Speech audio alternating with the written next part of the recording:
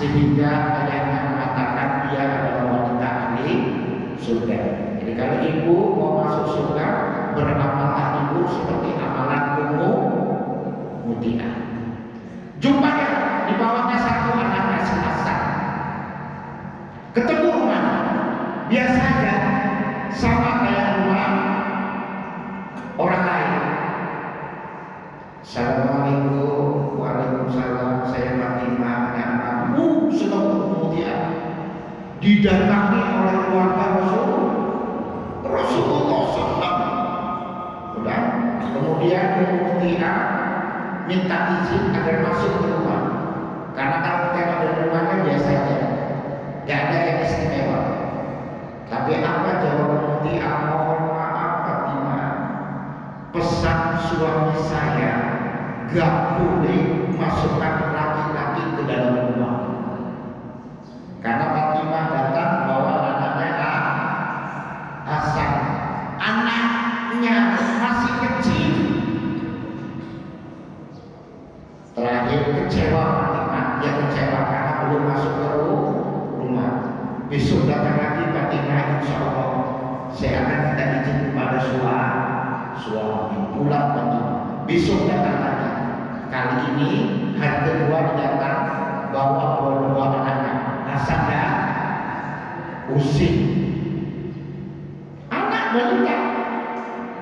Udah minta izin masuk, aduh Fatimah, pesan suami saya tak boleh masukkan laki-laki kalau tidak ada izin dari suami.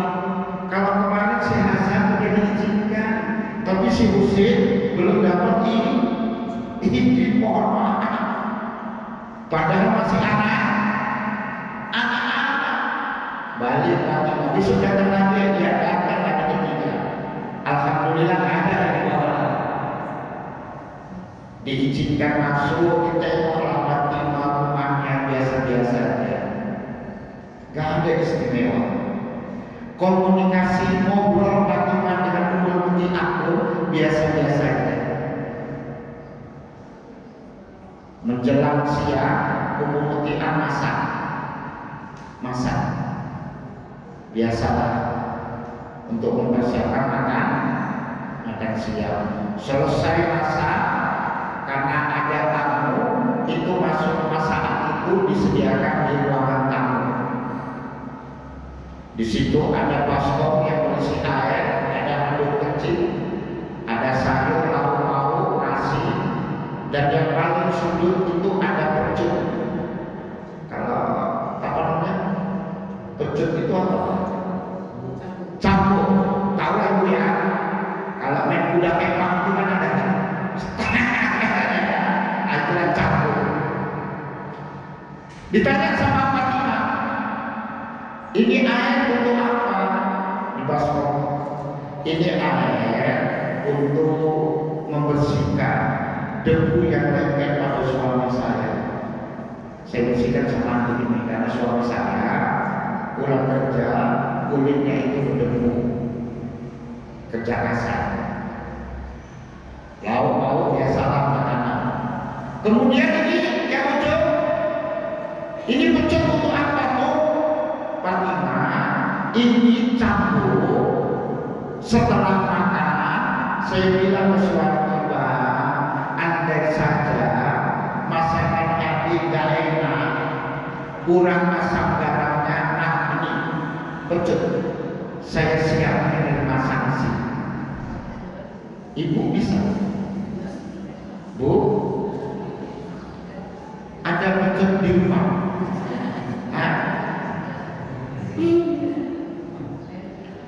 Ummu Muti'ah kayak itu, disiapkan campur kepada suaminya, andaikan makanannya tidak enak, makanya ibu belajar masak. Terus Fatimah ngomong, apakah pecut ini diambil sama suamimu? Iya, diambilnya. Dipecutnya kamu? Enggak, terakhir kami di belumnya. Enggak jadi dipecut. Ibu, Bu, mau masuk surga, sediain campur di rumah. Enggak, intinya amalan Ummu Muti'ah itu selain satu taat sama suami, Yang kedua, dia perhatian kepada suami. Sampai makan pun itu selalu ada di samping suami, ditunggunya makan bersama. Ini ya, mana mau masuk surga? Suami pulang kerja, bilang sama istrinya, bapak lapar, apa jawaban istri? Makan sendiri. Kuambil saya. Cemana mau masuk surga? Suara awak, suara ibu lebih tinggi daripada suara suami. Rajin pun ibu ngaji, kalau intonasi suara ibu lebih tinggi dari suami, jangankan masuk surga, bau surga pun gak dapat kalian. Tuh.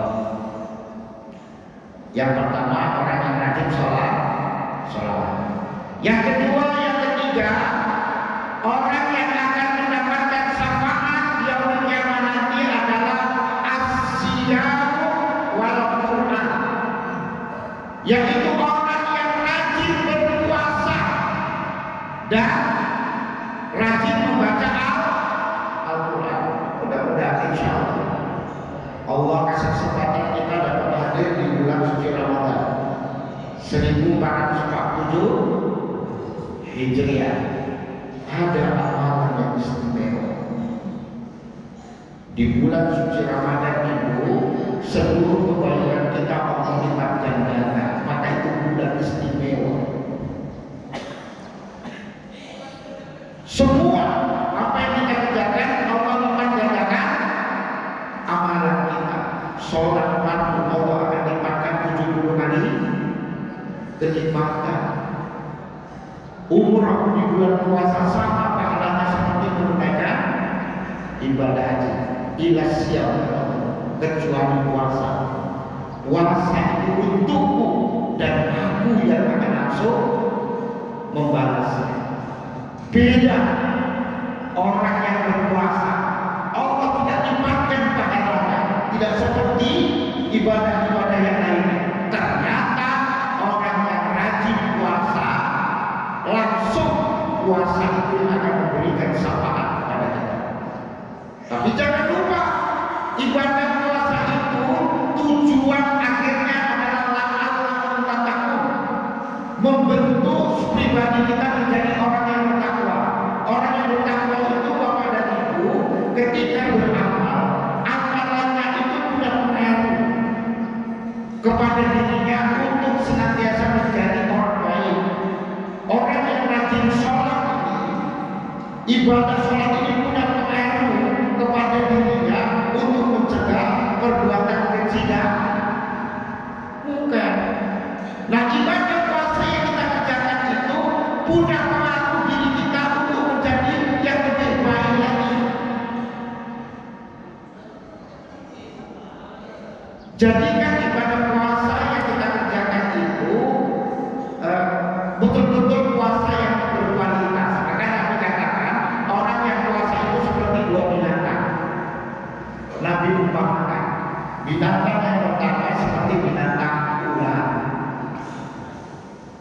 Di sini ular apa yang kita kenal? Ular sawah, ular piton, ular sawah. Ular untuk melangsungkan agar umurnya panjang, maka ular itu wajib berpuasa. Gak lama puasa ular itu 6 sampai 10 hari.